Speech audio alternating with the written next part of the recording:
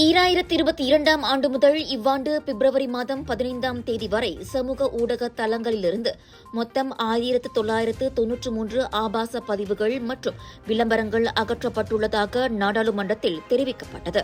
இந்த காலகட்டத்தில் 3670 இணையதளங்கள் பொருத்தமற்ற உள்ளடக்கங்களுக்காக MCMC எனப்படும் மலேசிய தொடர்பு மற்றும் பல்லுலக ஆணையத்தால் தடுக்கப்பட்டதாக தொடர்பு அமைச்சர் ஃபாமி ஃபட்சேல் தெரிவித்தார். சட்டம் 588 அடிப்படையில் மலேசிய தொடர்பு பல்லூடக ஆணையம் செய்த விண்ணப்பங்களை தொடர்ந்து சமூக ஊடகங்களில் இந்த 1993 ஆபாச இடுகைகள் அகற்றப்பட்டன.